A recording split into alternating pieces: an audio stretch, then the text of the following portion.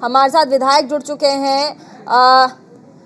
मैं आगे बढ़ूंगी। राजस्थान कांग्रेस में घमासान अभी भी जारी है। पायलट और गहलोत गुट आमने सामने है और एक दूसरे को पटखनी देने के लिए हर दाव आजमा रहे। और ऐसे में हम आपको बता दें कि हमारे साथ मेहमान जुड़े हैं राजेंद्र सिंह गुड्डा, जो कि इस वक्त क्या कुछ राजस्थान में चल रहा है उसको लेकर पूरी जानकारी देंगे। और ऐसे में हम आपको बता दें कि जिस तरीके से अभी पहुंचे हैं सचिन पायलट दिल्ली, वैसे में कई सवाल उठते हैं। सबसे पहले आपका बहुत बहुत स्वागत है राजेंद्र गुड्डा साहब, आप हमारे साथ जुड़े। और ऐसे में आपका डिजिग्नेशन एक बार मैं बता देती हूँ, minister of state in ministry of Panchayati Raj and rural development of Rajasthan. तो ऐसे में सर, आप जिस तरीके आपको कहा जाता है कि राजेंद्र गुड्डा साहब सचिन पायलट गुट के गद्दावर नेता हैं, तो सचिन पायलट जी तो दिल्ली आ गए, सोनिया गांधी से उनकी मुलाकात होगी, एक रिपोर्ट भी सौंप देंगे सचिन पायलट।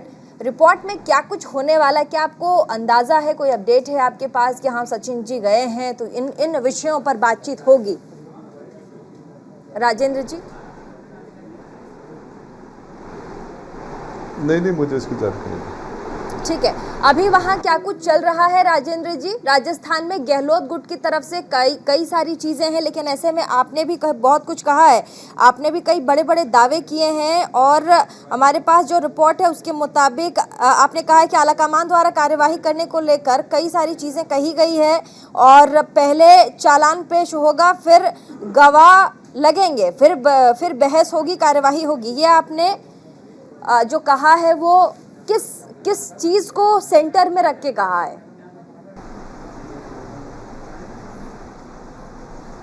आलिकमान जो कार्रवाई करेगी तो उनका अपना एक तरीका, उस तरीके से वो कार्रवाई करेगी।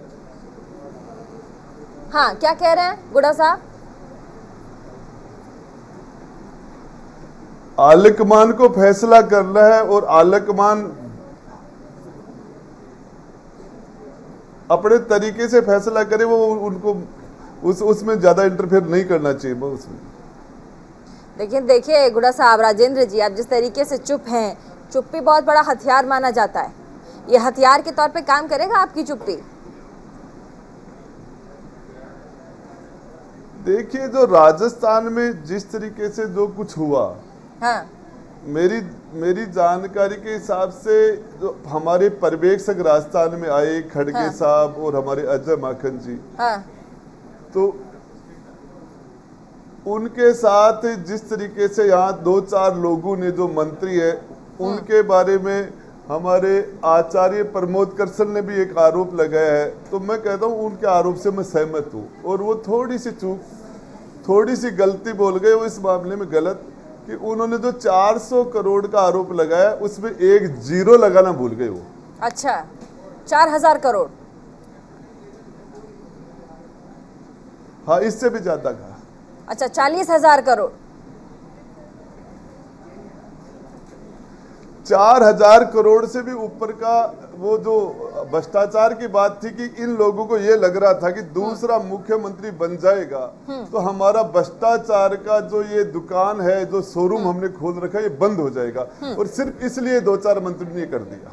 गुड्डा साहब, मैं एक चीज आपसे समझना चाहती हूँ। देखिए, सचिन पायलट जो हैं बड़े मुखर नेता हैं, यंग हैं, डायनेमिक हैं, और पूरे राजस्थान की जो निगाह है वो सचिन पायलट पर भी है। ऐसे में प्रॉब्लम कहाँ आ रही है? आप मुझको जरा समझाने की कोशिश करें, क्योंकि जिस तरीके से मीडिया के सामने जो बातें हैं उनसे कुछ चीज़ें तो क्लियर हो जाती हैं, लेकिन आप वहाँ हैं, चीज़ों को आप देख रहे हैं, खुद आप पर्सनली सचिन जी को जानते हैं। ऐसे में प्रॉब्लम कहाँ आ रही है, ये भी बताइएगा। देखिए, इन लोगों ने जो शर्तें लगाई कि हम 1 to 1 नहीं मिलेंगे, हम ग्रुप में मिलेंगे, हम वो 19 लोग हैं, उनमें से हम मुख्यमंत्री हमें नहीं चाहिए, 102 लोग हैं, उनमें से हमें मुख्यमंत्री चाहिए। तो मैं बताना चाह रहा हूं कि उन 19 में से तो 5 मंत्री हमारी मंत्री परिषद का पहले से हिस्सा है। हाँ।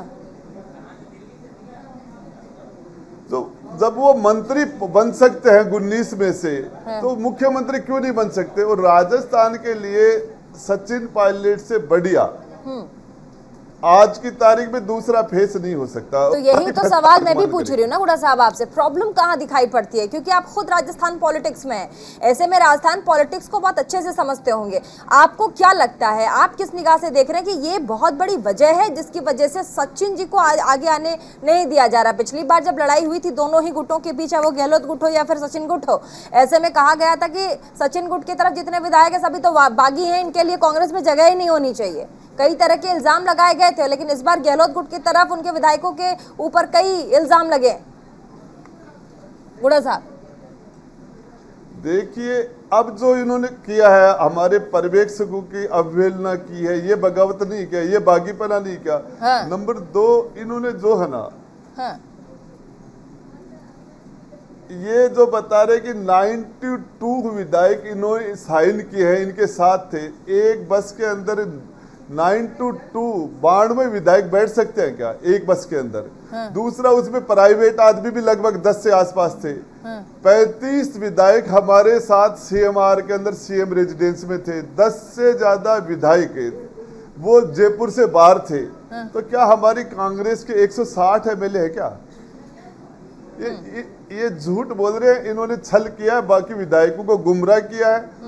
और इसके अंदर मैं आपको बता देता हूं, कम से कम 15 से 20 विधायकों ने खंडन कर चुके, जिनमें हमारी इंदिरा जी मीना है, गंगा देवी जी है, और हम प्रशांत बैरवा है, डॉक्टर जितेंद्र खेतड़ी से है, संदीप यादव है।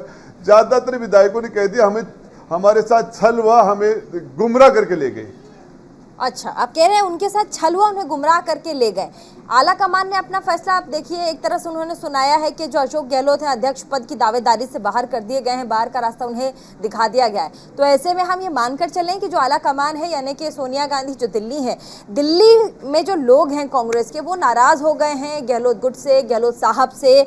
अब ऐसे में जो बागी लोग, जो गहलोत गुट के विधायक हैं, क्या उनके ऊपर आप चाहते हैं कि कार्यवाही हो? आप कार्यवाही की मांग करते हैं? 100% उन पर कार्रवाई होनी चाहिए। मध्यावधि चुनाव हो तो हो जाए कल ही। और मध्यावधि चुनाव 1 to 1 बात करने से क्यों डर रहे हो? हाँ। एक विधायक से हाँ। 1 to 1 बात करें विधायकों से, उनको दिक्कत क्यों? ग्रुप में बात क्यों करना चाह रहे हैं? हाँ। अच्छा, मैं बताऊं आपको, हाँ, एक विधायक से बात करें तो 1 to 1 विधायक से मिले तो मैं बता रहा हूं आपको कि 2-4 को छोड़ के सारे विधायक ये कहेंगे आलकमान जो फैसला कर दे वो हमें मंजूर है। और ज्यादातर लोग सचिन जी पायलट का नाम लेंगे। अच्छा, मतलब आप कह रहे हैं कि 1 to 1 अगर आला कमान बातचीत करे तो ज्यादातर विधायक सचिन पायलट का नाम लेंगे, आप ये कह रहे हैं? 90% विधायक सचिन पायलट का नाम लेंगे। तो इसमें गहलोत गुट के आप कुछ विधायकों के नाम लेना चाहेंगे पर्सनली, जिन पर कार्यवाही की आप मांग करते हैं? ये सारा खेल शांति धारीवाल यूडीएच मंत्री है, उन्होंने किया है। शांति धारीवाल जी ने किया है। हाँ, और जिन्होंने अभी अजय माकन जी के ऊपर भी आरोप लगाए, सचिन जी पायलट को उन्होंने गद्दार कह दिया। मैं पूछना चाह रहा हूं कि सचिन जी पायलट को वहां जाने की नौबत क्यों आई? और इस हालात के लिए जो विधायक दिल्ली तक साथ गए थे, उनको दिल्ली जाके छोड़ के वापस भक्के आ गए। वो सारे धारीवाल जी, वो सारा खेल तो इधर इन्होंने रचा था। शांति धारीवाल ने अपने आदमी साथ करा के और उनको दिल्ली तक भेज दिया और उनको छोड़कर वो वापस इधर आ गए। अच्छा, और उनके नाम सबको पता है कौन कौन थे। अच्छा, आप ये कह रहे हैं शांति धारीवाल इस पूरे गेम के मास्टरमाइंड थे, जिन्होंने सब कुछ रचा, वो उन्होंने सारा प्लानिंग की, प्लॉटिंग की। अभी एक बात और है, एक बात अभी भी है, क्योंकि मैंने सवाल आपसे पहले हाँ, बोलिए गुड़ा साहब। पिछला जो एपिसोड हुआ उसमें 19 लोग नहीं थे, 45 लोग थे, 45। अच्छा। और वो इन्होंने अपने लोग इनके साथ मिला के और इनको यहाँ से आउट कर दिया, दिल्ली भेज दिया, हरियाणा भेज दिया, मानेसर भेज दिया। और उसके बाद में इन्होंने बाकी के लोगों को वापस बुला के और ये सारा खेल उनको विलेन बनाने की कोशिश की। अच्छा, मैं कह रही हूँ कि अभी मैंने आपसे सवाल पूछा था कि आखिर निरंतर था ये भी। उस टाइम सचिन पायलट को लेकर के इतनी प्रॉब्लम आखिर क्यों है गहलोत साहब को? मैं गहलोत साहब की बात करूंगी क्योंकि देखिए नेशनल मीडिया की जो नजर है या तो सचिन पायलट पे है या फिर गहलोत पे है, तो ऐसे में गहलोत साहब को पर्सनली, अशोक गहलोत को प्रॉब्लम क्या है सचिन पायलट से?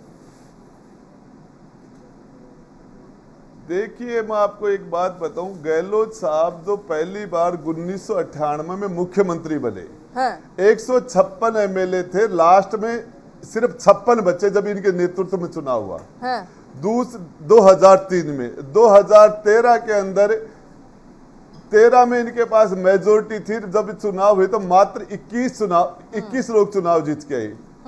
और अब 2023 के अंदर भी रिजल्ट वही आना है। सचिन पायलट एक ऐसा आदमी है जो राजस्थान के अंदर कांग्रेस की सरकार को रिपीट कर सकता है, और 200 विधानसभा में उसका नेटवर्क है। उसने हर जगह जाके चप्पे चप्पे की जानकारी है उसको। 36 कौम का नेता है, नौजवान उसको मानते हैं, और उसका समाज ही नहीं 36 कौम के यूथ उसके साथ, और उसकी वजह से ज्यादातर विधायक उसके चुनाव। आज मैं आपको बताना चाह रहा हूं, अशोक जी गहलोत मुख्यमंत्री नहीं हो और सचिन जी पायलट की जगह खड़े हो तो उनके साथ एक आदमी खड़ा नहीं हो, और सचिन जी के पास आज भी इतने लोग खड़े। अच्छा सर, अभी ये इस पूरे गहमा गहमी के माहौल में आप जिस तरीके से आपने राजस्थान पॉलिटिक्स की बात की, आपने आला कमान की बात की, आपने सचिन पायलट की बात की है, राजस्थान के लोगों की उम्मीदें क्या हैं ये बता दीजिए आप। उनके बिना तो सर पॉलिटिक्स बेकार है ना। देखिए, मैं आपको बताऊं, राजस्थान के अंदर बीजेपी के अंदर तो इतने मुख्यमंत्री बन गए, पिछले 3.5 साल में बीजेपी एक भी आंदोलन खड़ा नहीं कर पाई। बीजेपी की स्थिति तो हद से ज्यादा खराब है। रहा सवाल कांग्रेस का, तो कांग्रेस में सचिन पायलट एक उम्मीद है, नौजवान है, युवा है, और उनको फॉलोवर्स है, मेहनत करते हैं और बेबाकी से अपना काम करते हैं। उन्होंने सरकार बनाई, और सरकार बनाई। आज सचिन जी को मौका दिया जाए तो राजस्थान में सरकार दोबारा रिपीट हो सकती है।